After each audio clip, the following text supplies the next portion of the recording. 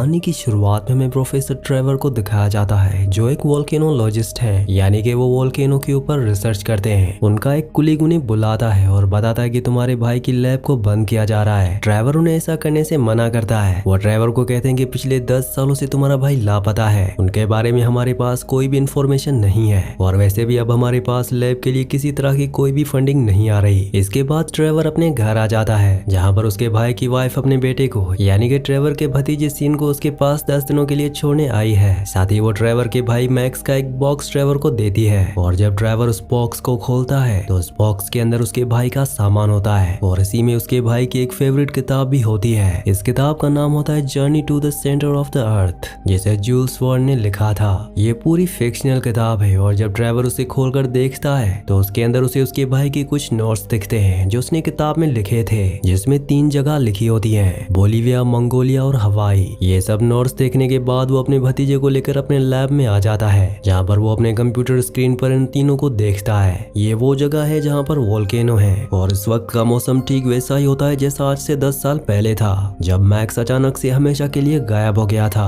अब computer screen पर वो देखते हैं कि इन तीनों के अलावा एक और ऐसी जगह है जहाँ पर ठीक इसी तरह का एटमॉस्फेयर और कंडीशंस है जो कि आइसलैंड है। ट्रेवर कहता है कि मैक्स और मैं हमेशा उसके बारे में बात करते थे, ऐसी पॉसिबिलिटी हो सकती है कि वोल्केनो के अंदर रास्ते हों जैसे हम धरती के सेंटर में जा सकते हैं और मुझे लगता है कि आज से 10 साल पहले इसी की खोज में मैक्स आइसलैंड गया होगा और अब मैं भी आइसलैंड जा रहा हूँ। हालांकि वो अपने भतीजे सीन को अपने साथ नहीं ले जाना चाहता और उसके पास कोई भी ऑप्शन नहीं होता, इसीलिए दोनों के दोनों अब आइसलैंड पहुंच जाते हैं जहाँ ये एक साइंटिस्ट के घर जाते हैं जो वोल्केनो के ऊपर रिसर्च करता है। वो जब वहाँ पहुँचते हैं तो दरवाजा उसकी बेटी खोलती है जिसका नाम हैना है। हैना इन दोनों को बताती है कि उसके फादर 3 साल पहले इस दुनिया को हमेशा के लिए छोड़कर चले गए। ट्रेवर उसे अपने भाई की किताब दिखाता है जिस पर उसे बहुत यकीन था। ट्रेवर हैना से कहता है कि मुझे पूरा यकीन था कि मेरा भाई यहाँ आने के बाद तुम्हारे फादर से जरूर मिला होगा। हैना इस किताब को देखने के बाद अपने फादर की भी वही किताब निकालती है और जब ये दोनों किताबों के नोट्स मिलाते हैं तो दोनों ने अपनी किताबों पर एक जैसे मार्क किए होते हैं। हैना इन दोनों को बताती है कि हालांकि ये किताब एक साइंस फिक्शन है लेकिन बहुत सारे लोगों का ऐसा मानना है कि इस किताब में सेंटर ऑफ द अर्थ के बारे में जो कुछ लिखा हुआ है वो बिल्कुल सच है और मेरे फादर इन सभी बिलीवर्स में से सबसे बड़े बिलीवर थे। उन्हें यकीन था कि धरती के नीचे कोई ना कोई दुनिया है। ट्रेवर कहता है कि मैं उस वोल्केनो तक जाना चाहता हूँ। हैना इन दोनों को बता दी कि वहाँ तुम्हारी गाड़ी नहीं जा सकती क्योंकि चारों तरफ माउंटेन्स हैं। मैं एक माउंटेन गाइड हूँ, मैं तुम्हें ले जाऊंगी। और अगले दिन एक लंबा सफर तय करने के बाद ये तीनों के तीनों वोल्केनो के पास पहुंच जाते हैं जहाँ उन्हें वो सेंसर मिल जाता है जिसे ट्रेवर को यहाँ की लोकेशन और यहाँ के वेदर के बारे में पता चला था और ये 10 साल पहले उसके भाई ने लगाया था। लेकिन इससे पहले कि वो उसे खोलता यहाँ पर मौसम खराब हो जाता है और बिजली चमकना शुरू हो जाती है। हैना और सीन एक गुफा के अंदर चले जाते हैं। वो ट्रेवर को भी जल्दी से अंदर आने के लिए कहते हैं पर ट्रेवर उस मशीन के बिना नहीं आना चाहता। ट्रेवर उस सेंसर को निकाल लेता है पर यह बिजली को अट्रैक्ट कर रहा था, इसलिए ट्रेवर के चारों तरफ बिजली गिरना शुरू हो जाती है। हैना उसे कहती है कि तुम्हें इसे फेंकना होगा। ट्रेवर अपनी जान बचाने के लिए उस मशीन को फेंक देता है और तभी बिजली गुफा के ऊपर गिरती है जिससे गुफा का रास्ता पूरी तरह से बंद हो जाता है। ये तीनों के तीनों अब अंदर फंस चुके हैं। हैना इन दोनों को बताती है कि यहाँ पर एक बहुत पुरानी माइन भी है जहाँ पर अब किसी तरह का कोई काम नहीं होता, हमें उस माइन तक पहुँचना होगा। वीडियो में आगे बढ़ने से पहले आप सबसे रिक्वेस्ट है, यहाँ पे से बहुत सारे व्यूअर्स वीडियो तो देखते हैं लेकिन चैनल को सब्सक्राइब और वीडियो को लाइक नहीं करते, तो आप सबसे रिक्वेस्ट है कि चैनल को सब्सक्राइब और वीडियो को लाइक लाजमी से कर दिया करें। अब ये तीनों के तीनों आगे बढ़ते हैं जहाँ पर इनके सामने एक बहुत गहरी खाई होती है और उस खाई से नीचे उतरने के बाद ये उस छोड़ी हुई माइन तक पहुँच जाते हैं जहाँ पर ट्रैक्स और ट्रॉलीज होती है और अब इनको लगता है कि ट्रॉली से ये बाहर निकल सकते हैं। ये तीनों के तीनों ट्रॉली में बैठ जाते हैं और ट्रॉली बहुत स्पीड से अब नीचे की तरफ बढ़ना शुरू हो जाती है। एक जगह ट्रैक भी नहीं होता लेकिन किसी तरह से ये उसे पार कर लेते हैं। कुछ देर बाद इन सब की ट्रॉली अलग हो जाती है। जिस ट्रॉली में हैना होती है उसका ट्रैक खत्म होने वाला होता है, इसलिए उसे ट्रेवर की ट्रॉली में आना पड़ता है और बहुत जल्द उस ट्रॉली का भी ट्रैक खत्म हो जाता है जिसमें हैना और ट्रेवर हैं।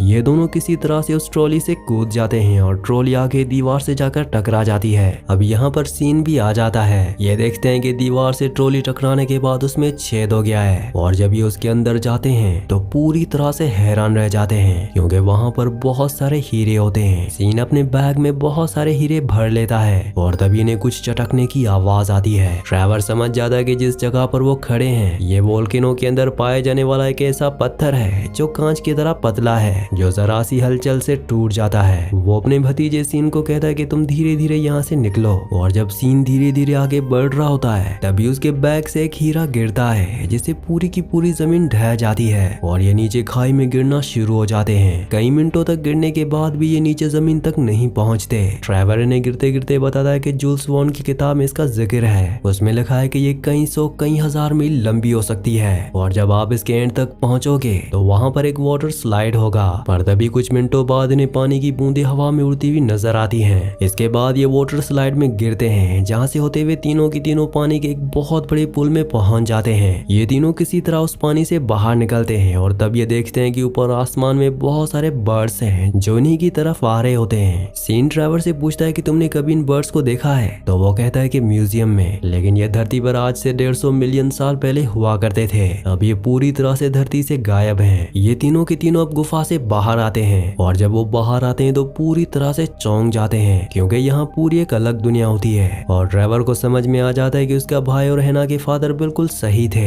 ये सेंटर ऑफ द अर्थ है, यानी कि एक दुनिया के अंदर दूसरी दुनिया। और जो तस्वीरें जूल्स वॉर्न की किताब के अंदर थी ठीक वैसी चीजें यहाँ पर भी होती हैं। वो कहता है कि यहाँ कोई आया होगा और उसने सारी बातें जूल्स वॉर्न को बताई होंगी, इसलिए उसने किताब लिखी। यानी कि यहाँ से कोई ना कोई बाहर निकला है। अगर वो बाहर निकल सकता है तो हम भी निकल सकते हैं। अब इसके बाद ये आगे बढ़ते हैं जहाँ पर इन्हें एक ट्री हाउस मिलता है। इस ट्री हाउस के अंदर जाने के बाद इन्हें पता चलता है कि यहाँ पर ट्रेवर का भाई मैक्स रुका था। वहाँ उसकी डायरी और नोट्स इन्हें मिलते हैं।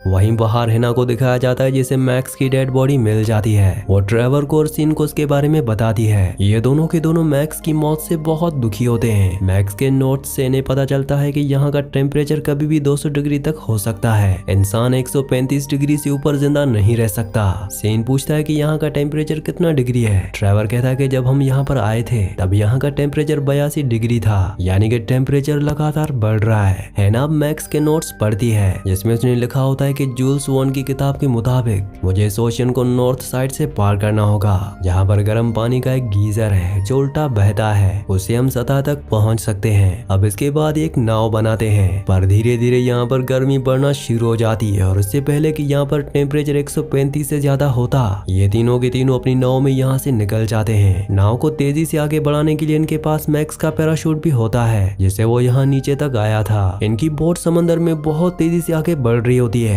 पर यहाँ समंदर में बहुत खतरनाक मछलियां भी होती हैं जो उनके ऊपर हमला कर देती हैं। लेकिन तभी इस समंदर का एक बहुत बड़ा मॉन्स्टर आता है जो मछलियों को खाना शुरू कर देता है। ये अपनी नाव को मोड़ लेते हैं और तभी हवा इतनी तेज हो जाती है कि इनका पैराशूट जिस लकड़ी से बंधा होता है वो टूटना शुरू हो जाती है। सीन पैराशूट की दोनों रस्सियों को पकड़ लेता है और वो उन्हें कंट्रोल नहीं कर पाता है, इसीलिए पैराशूट के साथ उड़ जाता है। और जब उसकी आंख खुलती है तो वो किनारे पर होता है। वहाँ पर उसे वही बर्ड दिखता है जो उन्हें यहाँ पर सेंटर ऑफ द अर्थ में आने के बाद दिखे थे। उनमें से एक बर्ड सीन को रास्ता दिखाता है। वो उसे पहाड़ी रास्तों के अंदर ले जाता है जहाँ पर सीन देखता है कि उड़ने वाले पत्थर हैं, यानी कि यहाँ का मैग्नेटिक फील्ड पूरी तरह से अलग है। सीन समझ जाता है कि अगर यहाँ पर पत्थर उड़ सकते हैं तो यहाँ पर गर्म पानी का उल्टा बहता हुआ झरना भी होगा। लेकिन इस जगह को पार करने के लिए उसे बहुत गहरी खाई को पार करना है और पार करने का रास्ता सिर्फ उड़ते हुए पत्थर है। वो अपनी जान पर खेलकर उन पत्थरों से इस जगह को पार करता है। वहीं दूसरी तरफ ट्रेवर और हैना को दिखाया जाता है जो किनारे तक पहुंच चुके हैं और यहाँ एक खतरनाक पौधा इनके ऊपर हमला कर देता है। अब इससे पहले कि हैना इस पौधे को जड़ से उखाड़ देती, सीन एक ऐसी जगह पहुंचता है जहाँ बहुत बड़े बड़े जानवर हैं और उस पर एक डायनासोर हमला कर देता है और वो पत्थरों के बीच में फंस जाता है। लेकिन इससे पहले कि डायनासोर दीवार तोड़कर उसे निकालता, ट्रेवर वहाँ आ जाता है। ये सब देखते हैं कि उनके सामने गीजर यानी कि पानी का उल्टा झरना है जहाँ से ये बाहर निकल सकते हैं और ये भागना शुरू करते हैं। इनके पीछे डायनासोर को पता चल जाता है कि जिस जमीन पर ये हैं डायनासोर अब भी इनके पीछे होता है।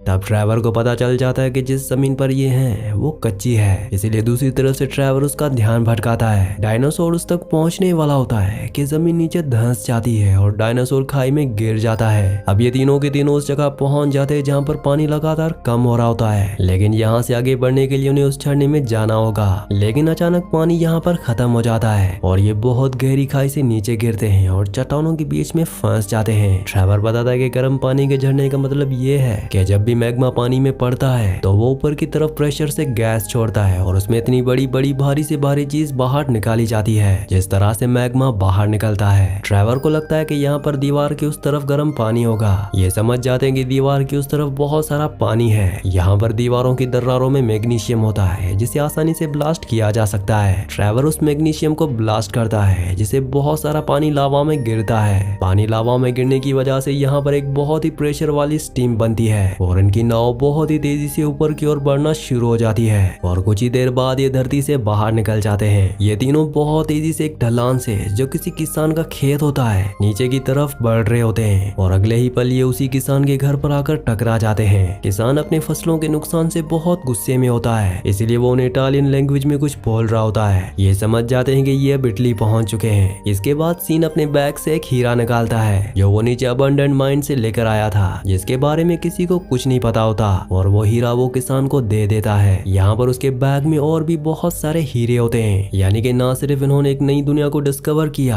बल्कि अब ये बहुत अमीर भी हो गए हैं। यहाँ पर हैना और ट्रेवर दोनों एक दूसरे से प्यार भी करने लगते हैं। इसके बाद ट्रेवर अपने भाई के लैब को जो फंड की वजह से बंद कर दी गई थी उसे भी दोबारा शुरू करवा देता है। सीन जब वापस अपने घर जा रहा होता है तो ट्रेवर उसे उसके फादर की एक दूसरी किताब देता है जिसका नाम होता है lost city of Atlantis. Trevor Sean से पूछता है कि तुम क्रिसमस की छुट्टियों में क्या कर रहे हो। सीन कहता है कि कुछ नहीं। तब ट्रेवर कहता है कि शायद हम यहाँ जा सकते हैं। इसी सीन के साथ इस मूवी का इस कहानी का एंड हो जाता है। अगली कहानी आप किस मूवी पर सुनना चाहते हैं मुझे नीचे कमेंट्स में जरूर बताना, और अगर आपने हमारे चैनल को सब्सक्राइब नहीं किया तो जल्दी से वीडियो को लाइक और चैनल को सब्सक्राइब कर दीजिए।